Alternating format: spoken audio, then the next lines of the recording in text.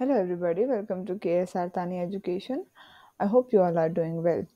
चलो हम लोग पढ़ रहे हैं क्लास 11th कॉमर्स OCM का सब्जेक्ट यानी business studies organisation of commerce and management. इस वीडियो में हम पढ़ेंगे चैप्टर नंबर 6 को। चैप्टर नंबर 5 तक सब हो चुका है। प्लेलिस्ट मैंने एक बना दी है, मैं ऊपर पिन कर दूंगी, आप चाहें तो उसको देख सकते हैं। और प्रीवियस वीडियोस में अगर आपको कहीं भी कोई डाउट लगता है, you can share your doubts with me. चलो शुरुआत करें चैप्टर नंबर 6 की। तो ये इसका नाम है फॉर्म्स ऑफ बिजनेस ऑर्गेनाइजेशन 2। पहला जो चैप्टर नंबर 5 था वो था आपका फॉर्म्स ऑफ बिजनेस ऑर्गेनाइजेशन 1। उसके अंदर अपन ने 3 चीज़ें पढ़ी थी। एक था आपका सोल प्रोप्राइटरशिप, एक था पार्टनरशिप और एक था आपका दोनों के बीच का डिफरेंस जो था। इस वाले में हम पढ़ेंगे cooperative society, joint stock company और अगेन इनके बीच का जो डिफरेंस है वो। चलो शुरुआत करते हैं। तो सोल प्रोप्राइटरशिप, पार्टनरशिप और कंपनी, ये बिजनेस ऑर्गेनाइजेशन के 3 फॉर्म्स हैं, यानी 3 प्रकार हैं बिजनेस ऑर्गेनाइजेशन के। इनका प्राइमरी ऑब्जेक्टिव क्या है? सिर्फ और सिर्फ प्रॉफिट।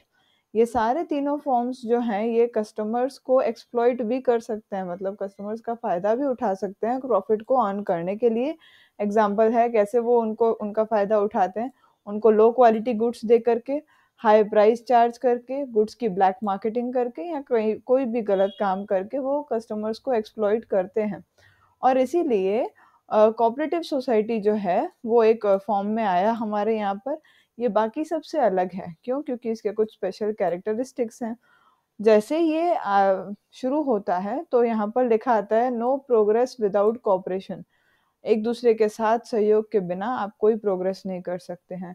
इसका ऑब्जेक्टिव एक ही होता है, जो कोऑपरेटिव सोसाइटी है उसका ऑब्जेक्टिव एक ही होता है, each for all and all for each, यानी सबके लिए हर कोई है और हम भी सबके लिए बैठे हुए हैं। ठीक है। कोऑपरेटिव सोसाइटी का मीनिंग की बात करें तो कोऑपरेटिव सोसाइटी एक वॉलंटरी फॉर्म है बिजनेस ऑर्गेनाइजेशन का, जहाँ पर लोग जो हैं कॉमन इंटरेस्ट के साथ होते हैं, मतलब उन सबका गोल एक ही होता है। एक साथ ये सब एक दूसरे से जुड़ते हैं और वो भी वॉलंटरीली, यानी अपनी इच्छा से। ये जो इंडिविजुअल्स हैं इनको अपना कोई डेफिनेट ऑब्जेक्टिव अचीव करना होता है। और ऑब्जेक्टिव क्या होता है? मेंबर्स के इकोनॉमिक इंटरेस्ट को प्रोटेक्ट करने का। मतलब जितने भी आपके मेंबर्स हैं, चाहे वो कंपनी के अंदर हो या कंपनी के बाहर हो, कस्टमर्स हो, उन सबका भला इकोनॉमिकली वो चाहते हैं। और ये कैसे वो लोग करते हैं? With cooperation among the members. सारे मेंबर्स आपस में एक दूसरे से जुड़े हुए होते हैं। सिंपल वर्ड्स में इसकी मीनिंग की बात करें तो कोऑपरेटिव सोसाइटी एक बिजनेस ऑर्गेनाइजेशन का फॉर्म है जहाँ पर इंडिविजुअल्स एक दूसरे से जुड़ते हैं for upliftment of their economic interest on equal basis, यानी सबका फायदा इक्वल ही हो और सब एक साथ ऊपर हो, यानी अपलिफ्ट हो। ठीक है। कैरेक्टरिस्टिक्स देखें तो ये एक वॉलंटरी एसोसिएशन है, मतलब किसी पे कोई तरह का जोर जबरदस्ती दबाव नहीं होता। यहाँ पर वो लोग ज्वाइन करते हैं on the basis of equity, यानी किसका कितना शेयर है उस बेस पे वो ज्वाइन करते हैं। इजी फॉर्मेशन प्रोसेस है, इसको बनाना बड़ा आसान है। कंपनी के मुकाबले कोऑपरेटिव सोसाइटी को बनाना इजी है।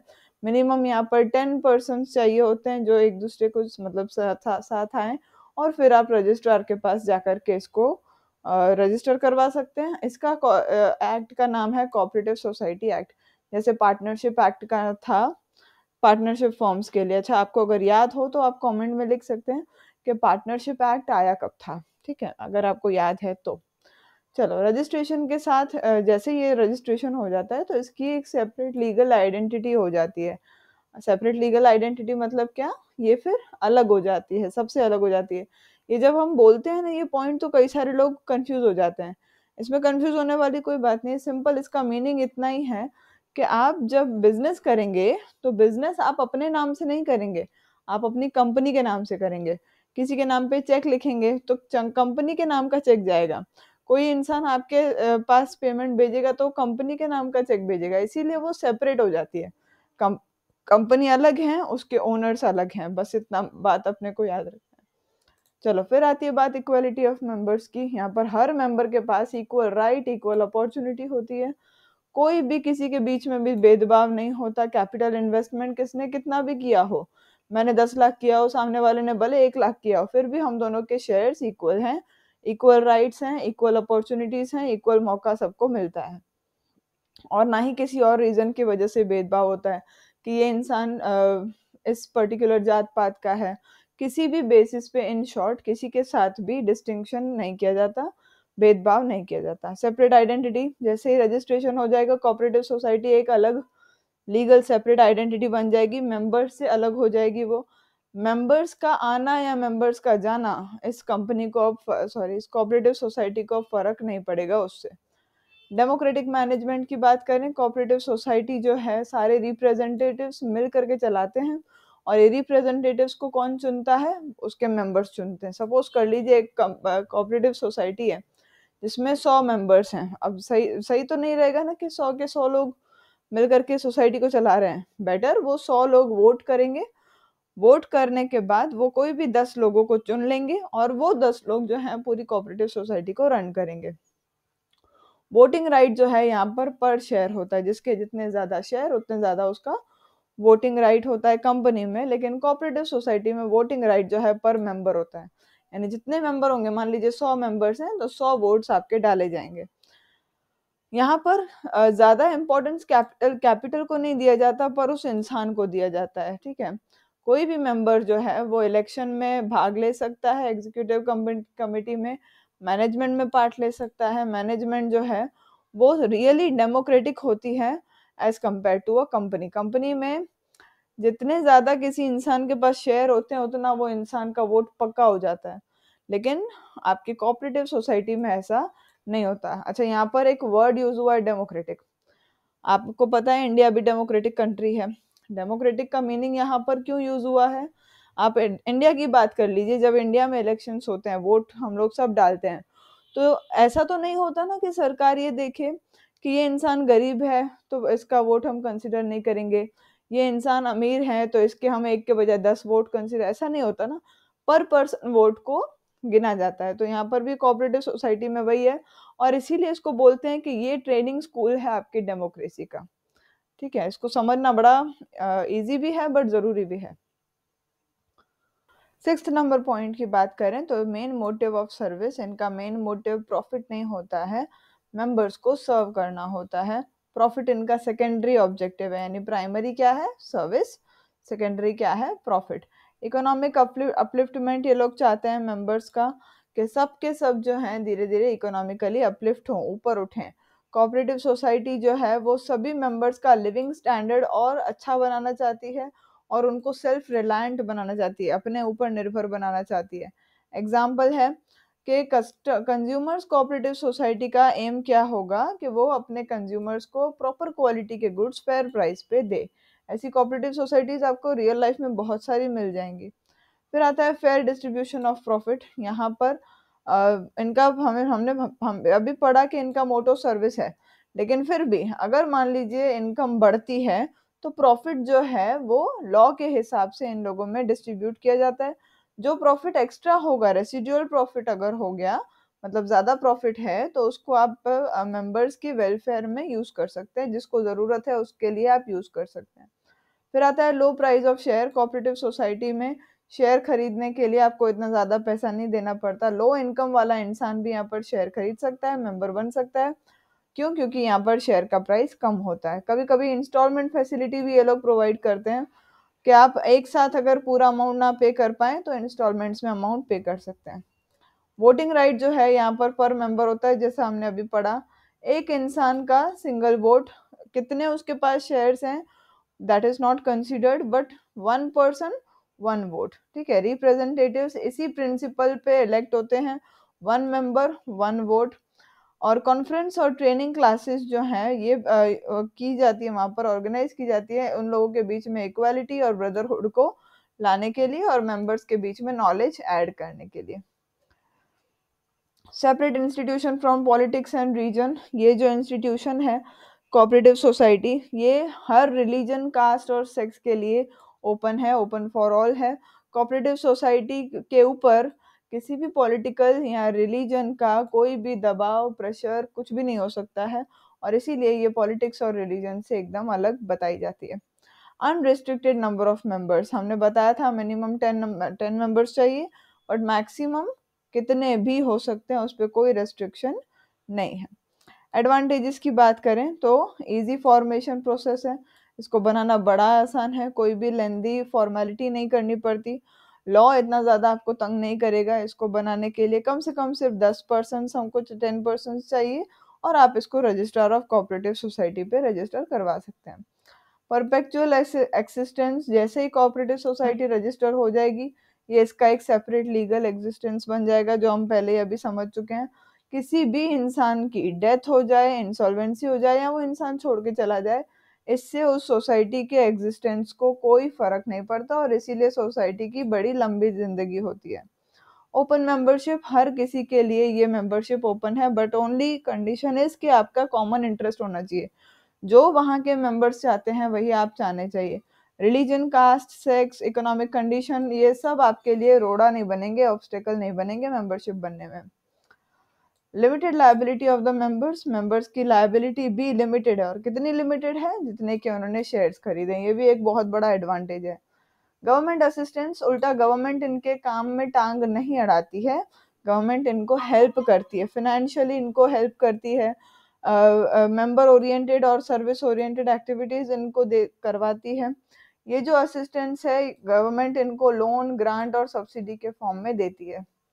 फिर आता है डेमोक्रेटिक मैनेजमेंट, जैसे अभी अपन ने ऊपर एक लाइन में पढ़ा कि ये जो है डेमोक्रेसी का एक स्कूल है, समझने का, डेमोक्रेसी को समझने का। हर मेंबर जो है उसको सिंगल वोट पर पर्सन मिलता है, डिसीजंस मेजॉरिटी से लिए जाते हैं। मान लीजिए 100 लोग हैं, 100 मेंबर्स हैं, 100 में से 80 लोग अगर बोल रहे हैं कि we have to go with decision A, तो डिसीजन ए ही लिया जाएगा। हर मेंबर को राइट होता है इलेक्शन में पार्ट लेने का, वोट डालने का, डिस्कशन में पार्ट लेने का और रिप्रेजेंटेटिव्स को चुनने का। एग्जीक्यूटिव कमिटी जो है, फिर वो आगे चल करके मैनेज करते पूरी सोसाइटी को। मतलब जो उन्होंने अभी 100 लोग हैं, 100 में से 10 लोगों की कमिटी बनाई गई वोट करके, तो जो कमिटी बनाई, अब वो जो है आपकी सोसाइटी को मैनेज करेंगे, उसको आगे चलाएंगे। इनके जो एडमिनिस्ट्रेटिव एक्सपेंसेस होते हैं वो भी बहुत कम होते हैं। कोऑपरेटिव सोसाइटी जो है प्रिंसिपल ऑफ थ्रिफ्ट पे चलती है। इसका मतलब क्या? किसी को भी एक्स्ट्रा सर्विसेज नहीं दी जाती हैं, किसी को भी एक्स्ट्रा भाव नहीं दिया जाता है यहाँ पर। ऑनररी सर्विसेज ऑफ मेंबर्स जो हैं मैनेजमेंट में मिलता है, मैनेजमेंट इकोनॉमिकल है, एडवर्टाइजमेंट एक्सपेंस भी इनको नहीं करना पड़ता, यानी ये ज़्यादा खर्चा किसी भी चीज़ पे नहीं करते, ये सिर्फ एक चीज़ पे ध्यान देते हैं। ऑनररी सर्विसेज या प्रिंसिपल ऑफ थ्रिफ्ट का यही मीनिंग हुआ कि ये सिर्फ एक ही चीज़ पे ध्यान देते हैं, we have to provide good quality goods in low price, as much as possible, कम से कम प्राइस में आपको लो क्वालिटी के गुड्स प्रोवाइड करने हैं।